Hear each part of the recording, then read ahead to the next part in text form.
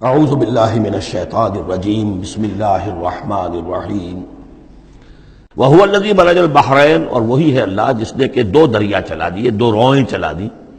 ھذا عذب فرات، یہ ہے بہت ہی عمدہ خوش ذائقہ اور خوشگوار اور میٹھا پانی. وھذا ملح اجاج، اور دوسری رو چل رہی ہے کہ جو کڑوی اور نمکین پانی کی ہے. وجعلنا بینہما برزخا وحجرا مہجورا، اور ان کے مابین ہم نے پردہ لگا رکھا ہے، نظر نہیں آتا، اور ایک آڑ ہے، اوٹ ہے کہ وہ آپس میں ملتے نہیں ہیں. اللہ تعالیٰ کی یہ یعنی صنائی ہے، اللہ کی قدرت ہے. وَهُوَ الَّذِي خَلَقَ مِنَ الْمَاءِ بَشَرًا، اور وہی ہے جس نے پانی سے بنایا انسان. فَجَعَلَهُ نَسَبًا وَسِحْرًا، اب یہاں پانی سے مراد منی بھی ہو سکتی ہے کہ جس سے ظاہر بات ہے کہ جو انسان کی تخلیق کا معاملہ ہوتا ہے، جو مشاہدے میں ہے لوگوں کے، وہ تو یہی ہے کہ گندے پانی سے تخلیق کا آغاز ہوتا ہے. فَجَعَلَهُ نَسَبًا وَسِحْرًا، اور پھر اس کے لیے ایک تو یہ کہ اس کے آباء و اجداد ہیں، نسب ہے اس کی، اور ایک سحر سسرالی رشتے بیوی کے حوالے سے بھی. اب ظاہر بات ہے کہ جو ساس اور سسر ہے وہ بھی ایک طرح کے والد اور والدہ ہی ہیں. یہ بھی گویا کہ اللہ تعالیٰ نے ان کو وہی رتبہ عطا کیا ہے، اور اس طریقے سے رشتے جڑتے چلے جاتے ہیں. ورنہ تو یہ ہوتا کہ ایک ہی خاندان کے رشتے جو ہیں وہ چلے جا رہے ہیں اور آئسولیٹڈ ہو رہے تھے خاندان. لیکن یہ کہ جب یہ رشتے ہوتے ہیں شادی بیاہ سے تو وہ خاندانوں کے مابین ناطے بن جاتے ہیں، رشتے ہیں اور ناطے ہیں، اور اس طریقے سے تانا بانا جو ہے اس میں نوع انسانی کو اللہ تعالیٰ نے بن رکھا ہے. فَجَعَلَهُ نَسَبًا وَسِحْرًا وَكَانَ رَبُّكَ قَدِيرًا، اور آپ کا رب جو ہے وہ سب قدرت رکھنے والا ہے. وَيَعْبُدُونَ مِن دُونِ اللَّهِ مَا لَا يَنفَعُهُمْ وَلَا يَضُرُّهُمْ، اور وہ بندگی کرتے ہیں، پرستش کرتے ہیں اللہ کے سوا ان کی جو نہ انہیں کوئی نفع پہنچا سکتے ہیں اور نہ نقصان. وَكَانَ الْكَافِرُ عَلَىٰ رَبِّهِ ظَهِيرًا، اور یہ کافر لوگ جو ہیں یہ اپنے رب کی طرف پیٹھ کیے ہوئے ہیں، انہوں نے ادھر تو پیٹھ کی ہوئی ہے، ادھر توجہ کرنی ہی نہیں. وَمَا أَرْسَلْنَاكَ إِلَّا مُبَشِّرًا وَنَذِيرًا، اور نہیں بھیجا ہم نے آپ کو مگر مبشر اور نذیر بنا کر. جو بھی حق کا راستہ اختیار کریں ان کو بشارت دیجئے. راح و ریحان و جنت نعیم، اللہ کی مغفرت اور رحمت کی بشارت. اور جو لوگ اس کو رد کر دیں، انکار کر دیں، ان کو خبردار کر دیجئے کہ پھر جہنم تمہارے لیے تیار ہے. قُلْ مَا أَسْأَلُكُمْ عَلَيْهِ مِنْ أَجْرٍ إِلَّا مَنْ شَاءَ أَنْ يَتَّخِذَ إِلَىٰ رَبِّهِ سَبِيلًا، ان سے کہہ دیجئے کہ میں نے تم سے آج تک کوئی اجرت نہیں مانگی. میں نے کبھی تم سے، میں جو تمہیں یا قرآن سناتا ہوں، یہ جو شاعر لوگ آتے ہیں قصیدے پڑھتے ہیں تو کچھ انعام چاہتے ہیں. یہ سامر جو آتے ہیں جو کہانیاں سناتے ہیں راتوں کو، سامرن بہی تہجرون جو ہے، تو اس کا معاملہ کیا، وہ بھی تم سے انعام. میں نے کبھی تم سے کوئی مانگا ہے؟ میں خلوص و اخلاص کے ساتھ تمہاری خیر خواہی میں یہ کام کر رہا ہوں. قل ما اسألکم علیہ من اجر الا من شاء ان یتخذ الی ربہ سبیلا، سوائے اس کے کہ میں یہ چاہتا ہوں کہ جو بھی تم میں سے چاہے، جسے بھی توفیق ہو جائے، وہ اپنے رب کی طرف راستہ اختیار کر لے، رب کے راستے پر آ جائے. گویا کہ میرا تو اگر کوئی اجر بھی ہے تو یہی ہے، مجھے اگر کوئی شے تمہاری طرف سے مطلوب ہے تو بس یہی مطلوب ہے کہ تم سیدھے راستے پر آ جاؤ. مجھے اور کچھ اپنی ذاتی کوئی منفعت، میری کوئی ذاتی غرض نہیں. وَتَوَكَّلْ عَلَى الْحَيِّ الَّذِي لَا يَمُوتُ، اور اے نبی آپ توکل کیے رکھیے اسی ہستی پر کہ جو الحی ہے، الحی القیوم، جو کہ زندہ ہے اور زندہ جاوید ہے. الذی لا یموت، جسے کبھی مرنا نہیں ہے، جس پر کبھی موت وارد نہیں ہوگی. وَسَبِّحْ بِحَمْدِهِ، اور اس کی حمد کے ساتھ آپ تسبیح کیجئے. وَکَفَىٰ بِهِ بِذُنُوبِ عِبَادِهِ خَبِیرًا، اور اپنے بندوں کے گناہوں سے وہ کافی ہے باخبر ہونے کے اعتبار سے. یعنی آپ یہ نہ سمجھیے کہ یہ جو کچھ کر رہے ہیں یہ کہیں ایسا نہ ہو کہ ان کے معاملات جو ہیں کہ ریکارڈ نہ ہو رہے ہوں، انہیں بھرپور سزا نہ ملے. ان کا ایک ایک کرتوت ہمارے پاس ریکارڈ ہو رہے ہیں، اور ان کے تمام چیزیں جو ہیں ان کا ان کو بھرپور جواب دینا پڑے گا اور بھرپور بدلہ انہیں ملے گا. الذی خلق السماوات والارض وما بینہما فی ستۃ ایام، وہی کہ جس نے پیدا کیا آسمانوں اور زمین کو اور جو کچھ کہ ان کے مابین ہے 6 دنوں میں. ثم استوى علی العرش، پھر وہ متمکن ہو گیا عرش پر، تخت پر. الرحمن، وہ رحمان ہے. فاسأل بہ خبیرا، تو ذرا پوچھو، کوئی ہے کہ جو اس کی خبر رکھتا ہو، جو اس کے بارے میں معلومات رکھتا ہو، ان سب سے پوچھو اس رحمان کی صفات کیا ہیں، اس رحمان کی شان کیا ہے. جاؤ تم تلاش کرو. یہ جو کبھی ہم پڑھا کرتے تھے ہائی اسکول میں ہمارے زمانے میں کہ مجھ کو ہے تیری جستجو، مجھ کو تیری تلاش ہے، خالق میرے کہاں ہے تو، مجھ کو تیری تلاش ہے.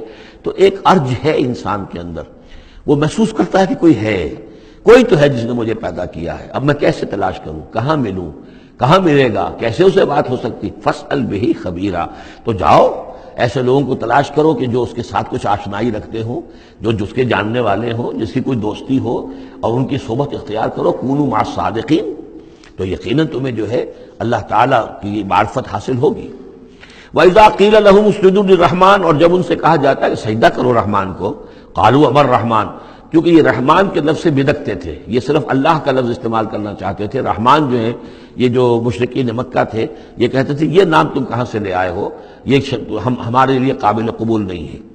قالوا ابر رحمان، ان کا یہ رحمان کون ہے؟ انسجد لما تأمرنا، کیا ہم سجدہ اسے کریں جس کا تم ہمیں حکم دے رہے ہو؟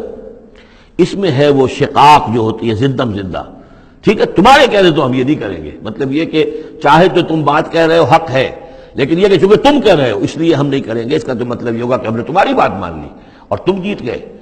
انسجد لما تأمرنا، کیا اس کو ہم پوجیں گے جس کا کہ آپ ہمیں حکم دے رہے؟ وزادہم نفورا، اور اس سے ان کے اندر نفرت اور بدکنا ہی بڑھ رہا ہے، فرار اور بھاگنا اور دوڑنا۔ یہ میں عرض کر رہا تھا کہ یہ جو آخری رکوع ہے سورہ فرقان کا، یہ ہمارے اس مطالعہ قرآن حکیم کے منتخب نصاب کا ایک اہم درس ہے۔ اس کے میں نے عرض کیا تھا پہلا حصہ 4 بہت جامع اسباق پر مشتمل ہے۔ سورۃ العصر، آیت البر، 2 ہم اس میں سے پڑھ چکے ہیں۔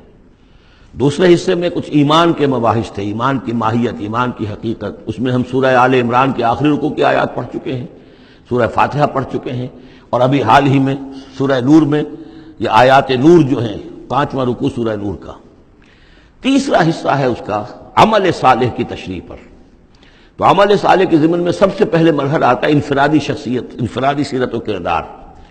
اس کا سب سے پہلا سبق وہ تھا جو ہم پڑھ چکے ہیں سورہ مومنون کے شروع میں، وہ 11 آیات۔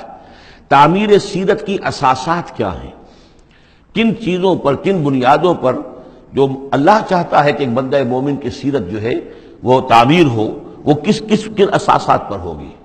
تو قد افلح المؤمنون الذین هم فی صلاتهم خاشعون والذین هم عن اللغو معرضون والذین هم للزکاة فاعلون والذین هم لفروجهم حافظون الا علی ازواجهم او ما ملکت ایمانهم فانهم غیر ملومین فمن ابتغى وراء ذلك فاولئک هم العادون والذین هم لاماناتهم وعهدهم راعون والذین هم علی صلواتهم یحافظون اولئک هم الوارثون الذین یرثون الفردوس هم فیها خالدون۔ تو یہ تو گویا کہ اساسات ہیں۔ اب یہ کہ وہ پوری تعمیر شدہ شخصیت، میچور بندہ مومن، پوری تعمیر شدہ شخصیت، اس کے خد و خال کیا ہوں گے، وہ ہیں کہ جو اس رکوع میں آ رہے ہیں۔ ایک میچور بندہ مومن کی شخصیت جو ہے اس کے کیا خصائص ہیں، کیا اوصاف ہیں۔ لیکن اس سے پہلے 2 آیات کے اندر ایمان کے ضمن میں جو قرآن مجید کا جو فطری طرز استدلال ہے اس کا خلاصہ آ گیا ہے۔ تبارک الذی جعل فی السماء بروجا، بہت بابرکت ہے وہ ذات جس نے کہ آسمان میں برج بنائے، وجعل فیہا سراجا وقمرا منیرا، اور اس میں رکھ دیا ایک چراغ اور چاند جو کہ روشن ہے۔ اب یہاں نوٹ کیجئے کہ سورج کو سراج کہا ہے۔ سورج میں چونکہ کمبسچن کا عمل تحریک، جل رہا ہے، اس کے اندر حرارت ہے، لہذا اس کو چراغ کہا ہے، اور قمر کو نور کہا ہے صرف، کیونکہ یہ ریفلیکشن ہے۔ قمر کے اندر کوئی جو ہے پروسیس کمبسشن کا نہیں ہے، کوئی اس کے اندر حرارت نہیں ہے، بلکہ وہ تو ٹھنڈی جگہ ہے، ایسے ہی جیسے کہ ہماری زمین کی سطح ہے ویسے ہی اب تو جا کر لوگ دیکھ بھی آئے ہیں اپنے قدموں تلے، یوں بھی سمجھیے کہ اس زمین کو روند بھی آئے ہیں، چاند کی زمین کو۔ تو یہ اس کا نور ہے، لیکن وہ نور ریفلیکٹڈ ہے، اور سراج جو ہے وہ ہے اصل میں سورج۔ وَهُوَ الَّذِي جَعَلَ اللَّيْلَ وَالنَّهَارَ خِلْفَةً، اور وہی ہے جس نے کہ دن اور رات کو بنا دیا ہے ایک دوسرے کے پیچھے لگا ہوا۔ لِمَنْ أَرَادَ أَنْ يَذَّكَّرَ، ان لوگوں کے لیے جو چاہیں نصیحت اخذ کرنا۔ اسی سے یہی آیات الہیہ ہیں کہ جن سے انسان کو اللہ کی معرفت حاصل ہوتی ہے، اس کی قدرت، اس کا علم، اس کی حکمت کا اندازہ ہوتا ہے۔ او ارادہ شکورا، یا جو اللہ تعالیٰ کی نعمتوں کے پہلو سے اس کا شکر کرنا چاہیں تو اس کے لیے کائنات کا ذرہ ذرہ جو ہے گویا کہ اللہ کی توحید پر، اللہ کی قدرت پر، اللہ کی صنائی پر، اللہ کی حکمت پر دلالت کر رہا ہے۔ بس یہ 2 آیتیں تو سمجھیے کہ ایمان کے ضمن میں تمہیدی آیتیں ہیں۔ صدق اللہ العظیم۔